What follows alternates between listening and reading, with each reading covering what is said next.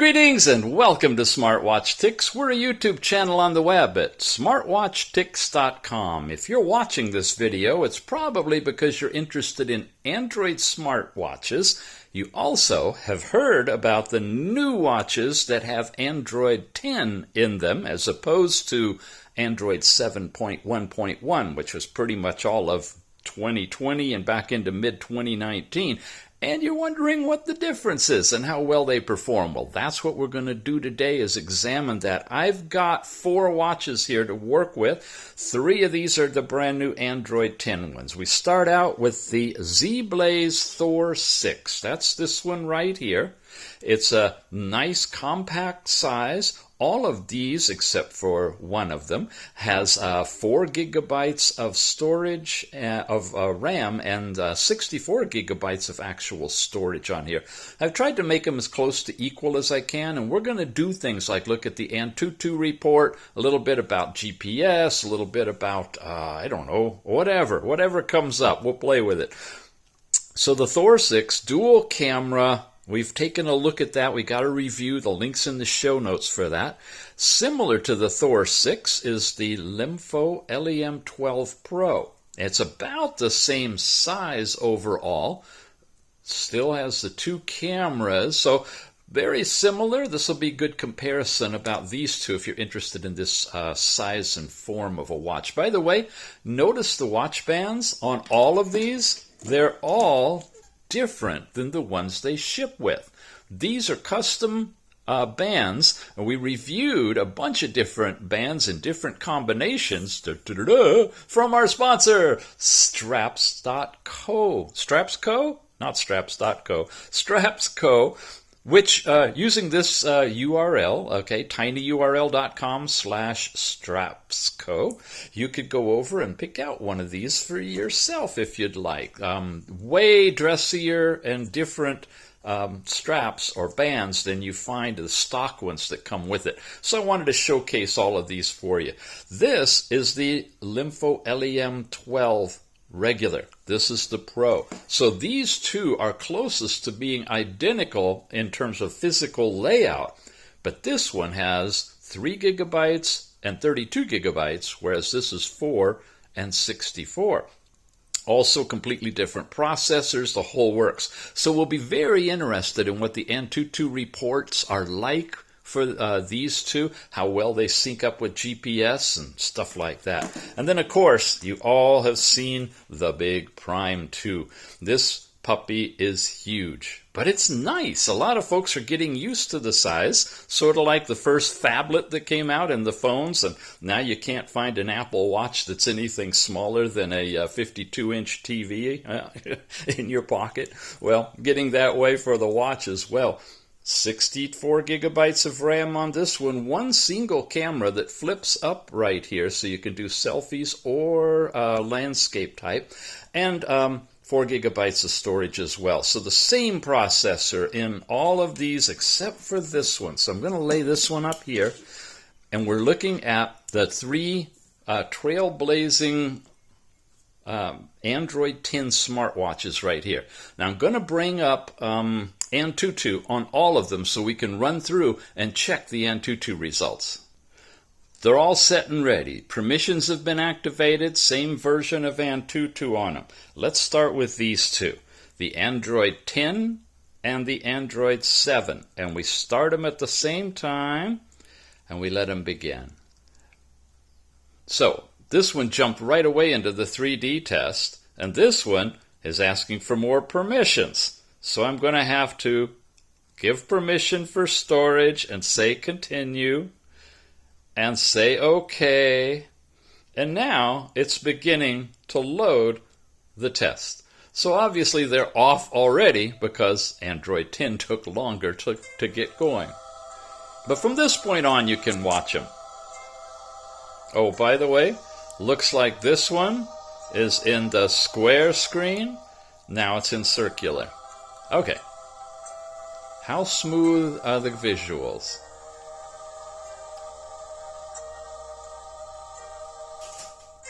Can you hear the sound? That's coming primarily out of the Pro. Trying to angle it so you don't get too many reflections in the background here.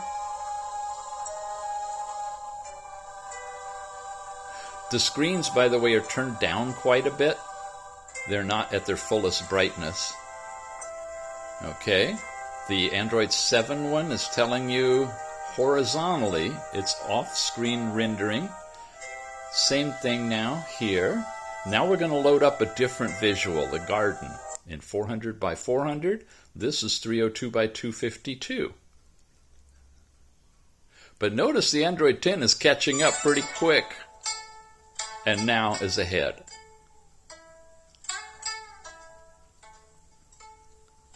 Little bit jumpy in the visuals, more so in the Android 7 version.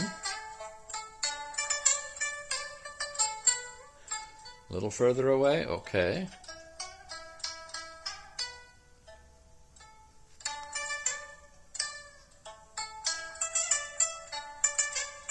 We're coming through a lot faster in the Android 10 watch.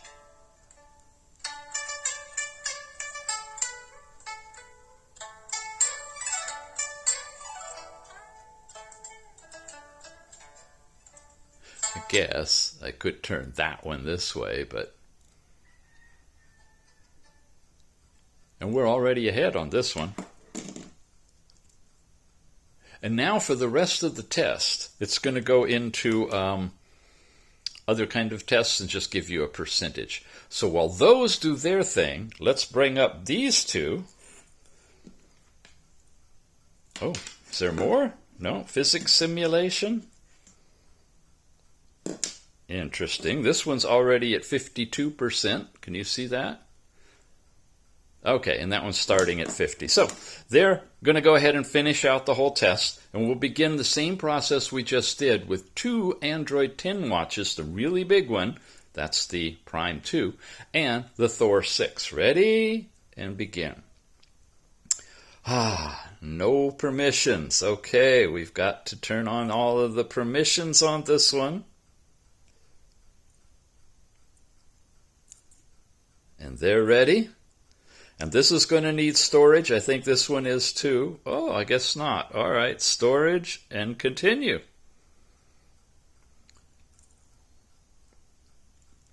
Okay.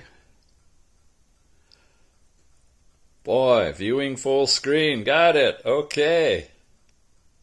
Now I want to show you something as we begin here. And of course, they're not paralleling together. That's the sound coming out of the THOR 6. Really, really loud. This one's muted apparently right now, but that's okay. You don't want them competing with each other. As you look at the visuals on this pair of watches, wow, I have to actually talk over the music. It's so loud on this one.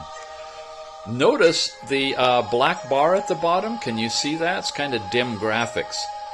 But at full resolution, it's still cutting off the bottom of the screen in doing the test on this Android 10.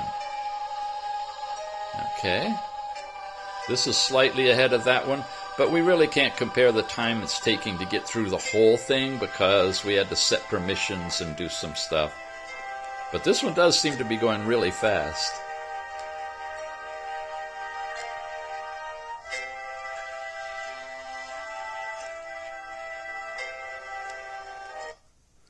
Okay, now it's loading the garden, and you're noticing the resolutions it's saying on each of these here. Look how smooth the Prime 2 is. Look at that. A little bit of a jiggle there. Now we can see it on this one together with the sound. Watch what happens as the camera zooms in on the two individuals and moves past them. Compare with what we just saw there. This is way ahead. Here we go. Yeah, it's still a little jumpy right there. A little bit more jumpy, actually. I don't know what you're seeing, but for me, the Prime 2 seems superior in its performance, its speed, and its smoothness. But we don't know about the sound because the volume's turned off on this one. But the THOR 6 is really loud. That's what a lot of folks that have it have been reporting too, that the sound is more than adequate. It's you can play music out of that and rock with it.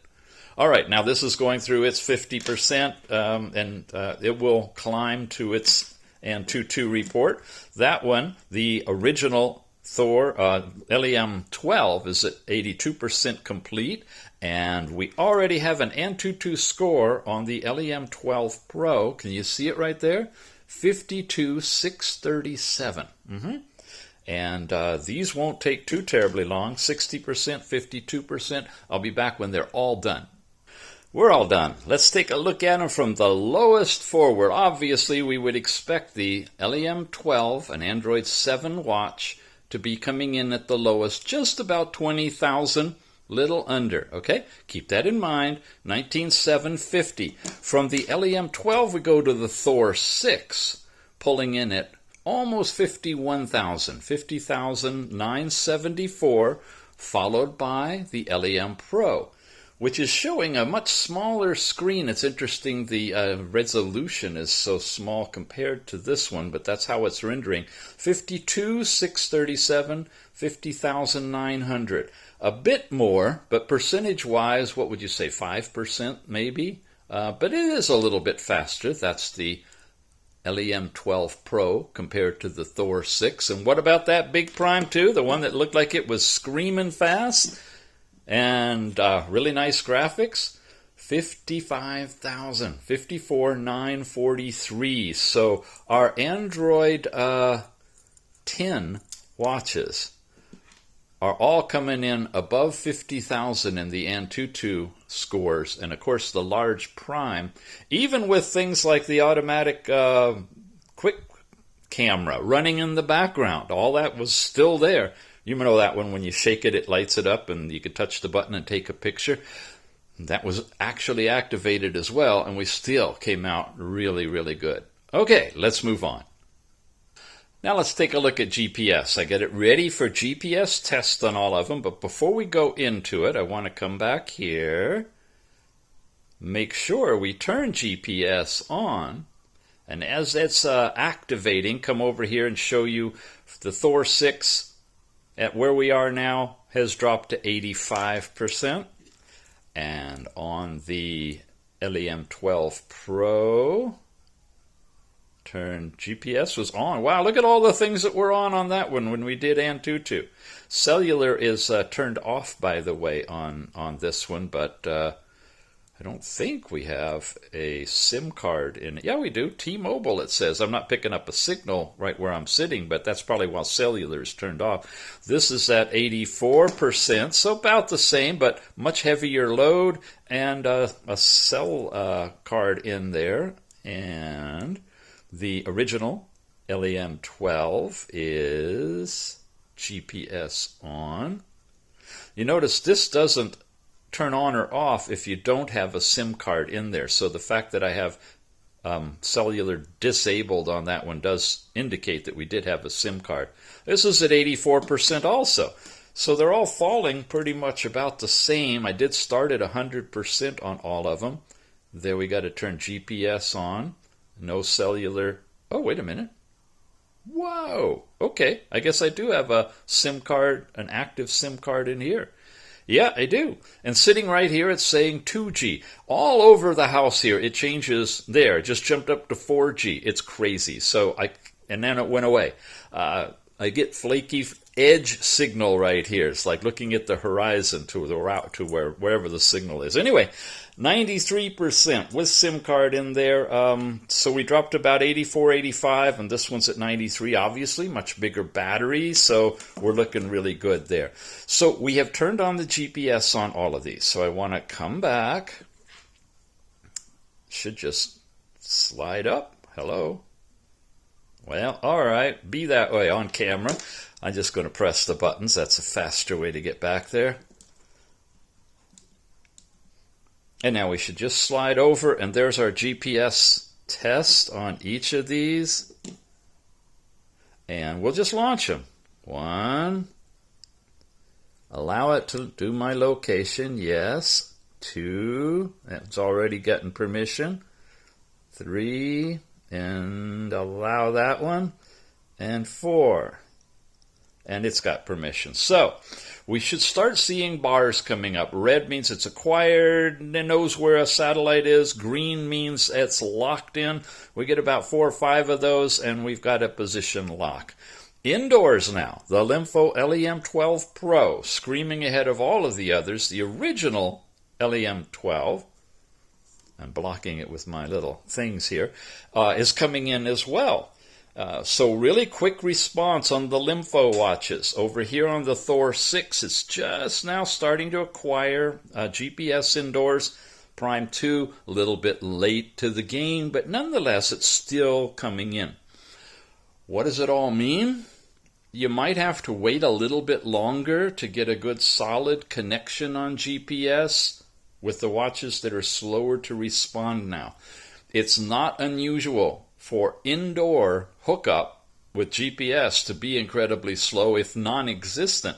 The fact that it's picking these up indoors is a plus in and of itself. If I took it outdoors, it should hook up right away. First time you use them with GPS might take a lot longer, 5 minutes or more, to acquire the satellites and download the configuration data that predicts where the satellites are going to be, so it's easier to hook up the next time. You see them going back and forth between connectivity. That's satellite 23, 24, 22, 21. Well, all right, it's satellite 17, I guess, and that's its value. Anyway, there's one of them that's kind of in view here, but the rest of them are not. Bottom line, this one is not doing very well. The Big Prime 2, great on battery, great on overall size, super ANTUTU report, and of course, the worst GPS. Makes it really hard to pick one single watch, doesn't it? All right, what else have we got to show you? Well, I brightened up the screens for you to get a little other feel for how they are when they're a little bit brighter, especially because what we're going to look at now has some tiny, tiny writing on it. We're going into AIDA 64 system, and we'll show you the details on each of the watches. Here we got 4 gig and total memory, usable memory, total storage 52 gigabytes. Free 45 gigabytes. I got different stuff installed on all of these watches, so yeah, you have to look at the totals and not so much as to what it's configured with in terms of overall size partitioned into what's on it and what's not. That little dot, we'll talk about that later, just like we have a little dot on this one. They're 2 different programs, by the way. Let's go into System. And they're floaters. They're floating things. Well, I'll show it to you now. What the heck? First, let's look at the LEM12 lower watch, right? 3 gigabytes and 32 gigabytes of overall storage. And the information of the processors and everything is in here. The MT6739. And here we're looking for the... where is it? MT6762 processor. So now with the LEM12 Pro, we hop into the app, we into System, and there you go. We should be doing the same processor, same basic configurations all the way through. Bluetooth 4 Plus, it says, and so forth. So we can look at some of the other things here as well, at least comparing these two. And here we go. There's our screen resolutions. You see 480 by 480. And in comparison with the THOR 6, we get in here, System. There was our system information. Really interesting, the different in the font size here, basically the same size watch. Somehow we have this set to a much finer resolution overall. And come over to the processor side, and there's our information there, and one more, and there's our overall information on the screen size, and so forth. Okay, so there's ANTUTU on all of these, and of course our other one, the original LEM12. We took a look a little bit at that, is here with its memory configuration and what it's looking at in terms of the CPU and the display on that one as well.